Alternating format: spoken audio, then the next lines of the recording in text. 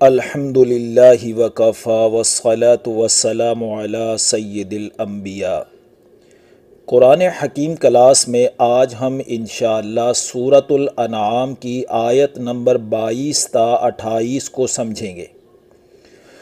گزشتہ آیات میں اللہ تعالیٰ نے توحید کے حق میں اور شرک کے خلاف بھرپور دلائل دیے۔ چونکہ مشرکین تسلیم کرنے کے لیے تیار نہ تھے، تو اگلی آیات میں دن قیامت ان کے انجام کا نقشہ پیش کیا جا رہا ہے کہ اللہ مشرکین سے ایک سوال کریں گے اور پھر مشرکین اس کا کیا جواب دیں گے، اس کو دیکھیے۔ وَيَوْمَ نَحْشُرُهُمْ جَمِيعًا، اور جس دن ہم ان سب کو جمع کریں گے، مشرکین کو بھی اور ان کو بھی جن کو اللہ کا شریک ٹھہرایا گیا۔ ثُمَّ نَقُولُ لِلَّذِينَ أَشْرَكُوا، پھر ہم مشرکین سے کہیں گے، سوال کریں گے، پوچھیں گے۔ یہاں ثم جو ہے وہ تراخی کے لیے، دیر کے لیے، یعنی قیامت کے دن جب ہم سب کو جمع کریں گے تو جمع کرنے کے بعد میدان محشر میں ایک طویل عرصہ گزر جائے گا۔ لوگ یہ تمنا کرنے لگیں گے کہ جلد حساب شروع ہو جائے، فیصلہ جو بھی ہو۔ تو میدان محشر میں جمع ہوئے طویل مدت گزر جائے گی، پھر اللہ مشرکین سے پوچھیں گے، اَیْنَ شُرَکَاؤُکُمُ الَّذِینَ کُنْتُمْ تَزْعُمُونَ، کہاں ہیں تمہارے وہ شریک جن کے بارے میں تم گمان کرتے تھے؟ یہ گمان کہ وہ ہمارے مقابلے میں تمہاری مدد کریں گے، عذاب سے بچا لیں گے۔ آج قیامت کی سختی اور شدید مصیبت کے وقت وہ کہاں چلے گئے؟ ان کو بلاؤ، وہ تمہاری مدد کریں۔ آگے جو مشرکین نے جواب دیا ہے اس کے لیے ثم کا لفظ آ رہا ہے، جس سے واضح ہو رہا ہے کہ مشرکین بھی بہت عرصے کے بعد سوچ بچار کر کے جواب دیں گے۔ ثم لم تکن فتنتہم الا ان قالوا واللہ ربنا ما کننا مشرکین، پھر عرصہ گزر جائے گا، ان سے کوئی عذر بن نہیں پڑے گا سوائے اس کے کہ وہ کہیں گے کہ اس اللہ کی قسم جو ہمارا رب ہے، ہم شرک کرنے والے نہیں تھے۔ یعنی جان چھڑانے کے لیے جھوٹ بول دیں گے، جیسے دنیا میں جرائم چھپانے کے لیے عدالتوں میں جھوٹ کا سہارا لے لیا جاتا ہے۔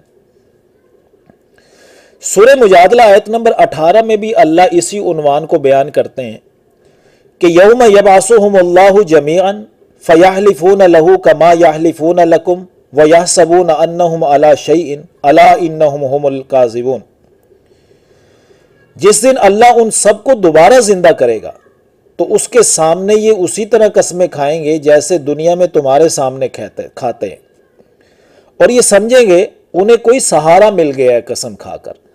یاد رکھو یہ بالکل جھوٹے ہیں، یعنی لوگوں کے سامنے جھوٹ بول کر ان کی آنکھوں میں دھول تو جھونکی جا سکتی ہے، لیکن سمیع و بصیر و علیم ذات، اس کے سامنے جھوٹ بول کر اس کو دھوکہ نہیں دیا جا سکتا۔ اس لیے اللہ اگلی آیت میں بڑے تعجب امیز انداز میں فرما رہے ہیں، انظر کیف کذبوا علی انفسہم، ذرا دیکھو تو کس طرح صریح جھوٹ بولا ہے انہوں نے اپنی جانوں پر، یعنی اس جھوٹی قسم کا وبال ان پر ہی پڑے گا۔ وضل عنہم ما کانوا یفترون، اور جو وہ جھوٹ گھڑا کرتے تھے وہ سب کچھ ان سے غائب ہو گیا۔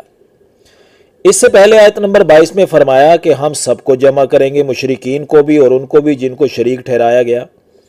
اب فرما رہے ہیں وہ سب ان سے غائب ہو جائیں گے۔ اس غائب ہونے سے مراد ہے کہ وہ ان کو کوئی نفع نہیں پہنچا سکیں گے۔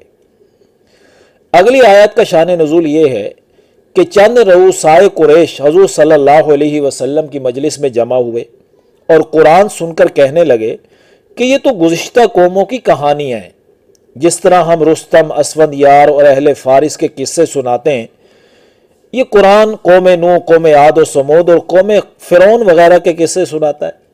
تو اس پس منظر میں اگلی آیات کو دیکھیے، وَمِنْهُمْ مَن يَسْتَمِعُ إِلَيْكَ، اور ان مشرکین میں سے کچھ ایسے ہیں جو آپ صلی اللہ علیہ وسلم کی طرف کان لگاتے ہیں قرآن سننے کے لیے، چونکہ ان کا یہ کان لگانا کسی حق کو سمجھنے کے لیے نہیں تھا بلکہ آیات کا مذاق اڑانے کے لیے ہوتا تھا، اس لیے ان کا یہ سننا ان کے لیے فائدہ مند نہیں ہوا۔ تو ان کی یہ جو محرومی ہے جو ان کو فائدہ نہیں ہوا، اس محرومی کی وجہ اللہ آگے بیان کرتے ہیں کہ وَجَعَلْنَا عَلَىٰ قُلُوبِهِمْ أَكِنَّةً أَن يَفْقَهُوهُ، اور ہم نے ان کے دلوں پر پردے ڈال دیے ہیں کہ وہ اس کو سمجھیں، وَفِي آذَانِهِمْ وَقْرًا، اور ان کے کانوں میں بوجھ رکھ دیا ہے۔ تو یہ اللہ کا قانون ہے، جب لوگ اللہ کی آیات میں سنجیدگی سے غور نہیں کرتے، غفلت کا مظاہرہ کرتے ہیں، تکذیب کرتے ہیں، تکذیب کی روش پر چلتے ہوئے ایک وقت آتا ہے کہ پھر حق کا مذاق اڑانے لگتے ہیں، تو ایسے لوگوں کے لیے اللہ کا قانون ہے کہ وہ ایسے لوگوں کی سوچنے سمجھنے کی صلاحیتیں سلب کر لیتا ہے۔ ایسے لوگوں کا جو حق کی تکذیب اور استہزاء جو یہ کرتے ہیں، ان کے مزاج کا حصہ بن جاتا ہے۔ اس لیے آگے فرما رہے ہیں اللہ وَإِن يَرَوْا كُلَّ آيَةٍ لَا يُؤْمِنُوا بِهَا، اگر وہ تمام نشانیاں بھی دیکھ لیں پھر بھی ان پر ایمان نہیں لائیں گے۔ مزاج جو یہ بن گیا، یہ ضد، تعصب اور خود غرضی کے تکبر میں ایسے اندھے اور بہرے ہو چکے ہیں کہ نوبت یہاں تک پہنچ چکی ہے کہ حَتَّى إِذَا جَاءُوكَ يُجَادِلُونَكَ، یہاں تک کہ جب آپ صلی اللہ علیہ وسلم کے پاس آتے ہیں تو آپ سے بحث کرتے ہیں، یقول الذین کفروا ان ھذا الا اساطیر الاولین، بحث کرتے ہوئے یہ کافر لوگ کہتے ہیں یہ قرآن تو بس پہلے لوگوں کی کہانیاں ہیں۔ اور اچھا، نہ صرف یہ کہ اس قرآن کو قصے، کہانیاں اور داستانیں قرار دیتے ہیں، بلکہ نوبت تو یہاں تک پہنچ چکی ہے کہ وَهُمْ يَنْهَوْنَ عَنْهُ وَيَنْأَوْنَ عَنْهُ، اور یہ اس قرآن سے دوسروں کو بھی روکتے ہیں اور اس سے خود بھی روکتے ہیں۔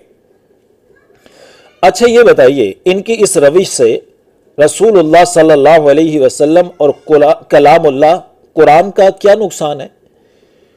وہ تو حق ہی رہے گا نا، یہ اپنا ہی نقصان کر رہے ہیں۔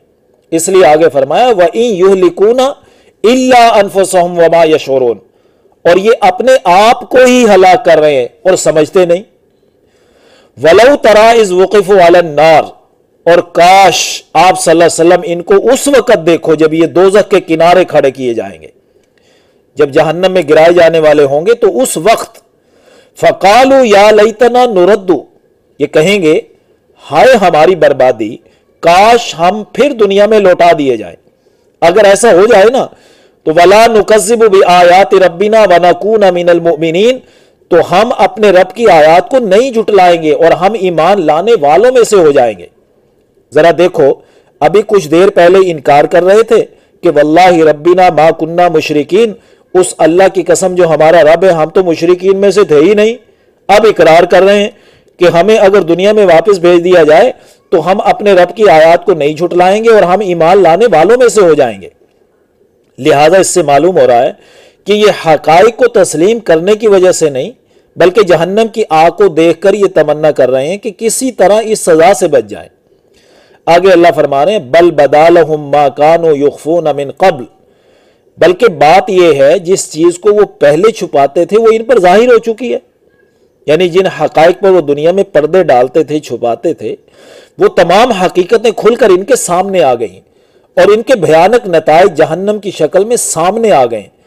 تو اب یہ بس اس سزا سے بچنے کے لیے دنیا میں لوٹنے کی تمنا کر رہے ہیں۔ آگے فرمایا وَلَوْ رُدُّوا لَعَادُوا لِمَا نُهُوا عَنْهُ، اور اگر بالفرض ان کو دنیا میں لوٹا دیا جائے تو پھر بھی یہ وہی کام کریں گے جس سے منع کیا گیا ہے، کیونکہ دنیا میں بھی ان کی یہی حالت تھی۔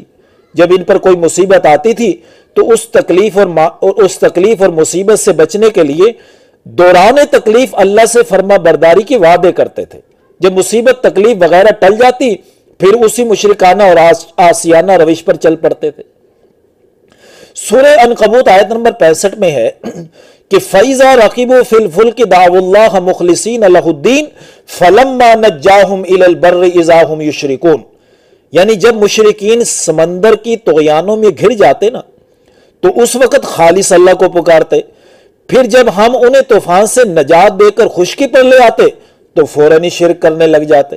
اور سورہ یونس آیت نمبر 12 میں ہے وَإِذَا مَسَّ الْإِنسَانَ الضُّرُّ دَعَانَا لِجَنبِهِ أَوْ قَاعِدًا أَوْ قَائِمًا، کہ جب انسان کو تکلیف پہنچتی ہے تو لیٹے بیٹھے کھڑے ہمیں پکارتا ہے۔ فَلَمَّا كَشَفْنَا عَنْهُ ضُرَّهُ مَرَّ كَأَن لَّمْ يَدْعُنَا إِلَىٰ ضُرٍّ مَسَّ، پھر جب ہم اسے تکلیف دور کر دیتے ہیں تو یوں چل پڑتا ہے جیسے کبھی اپنے آپ کو پہنچنے والی کسی تکلیف میں ہمیں پکارا ہی نہ تھا۔ ہم جو خود کو مسلمان کہتے ہیں، ہم بھی ذرا اپنی زندگی کا جائزہ لے لیں۔ اللہ کسی تکلیف، نقصان یا کسی جان لیوا بیماری میں مبتلا کر دیں تو ہم بھی تو اللہ سے خوب معافیاں مانگتے ہیں یا نہیں، وعدے کرتے ہیں یا نہیں؟ لیکن جب ہماری وہ مصیبت، بیماری وغیرہ ٹل جاتی ہے تو پھر نافرمانی کی ڈگر پر چل پڑتے ہیں۔ تو بہر اللہ تعالیٰ فرما رہے ہیں وَلَوْ رُدُّوا لَعَادُوا لِمَا نُهُوا عَنْهُ، اور اگر ان کو دنیا میں لوٹا دیا جائے تو یہ پھر وہی کام کریں گے جن سے ان کو منع کیا گیا۔ وَإِنَّهُمْ لَكَاذِبُونَ، اور یقیناً وہ جھوٹے ہیں۔ یعنی آج جو یہ وعدہ کر رہے ہیں کہ ہمیں دنیا میں لوٹایا جائے تو ہم رب کی آیات نہیں جھٹلائیں گے، ایمان لانے والوں میں سے ہو جائیں گے، ان کے یہ وعدے سب جھوٹے ہیں۔ تو اللہ تعالیٰ ہمیں حق بات کا علم حاصل کر کے اس کی تصدیق کرنے کا مزاج عطا فرمائے۔ آخر دعوانا الحمدللہ رب العالمین۔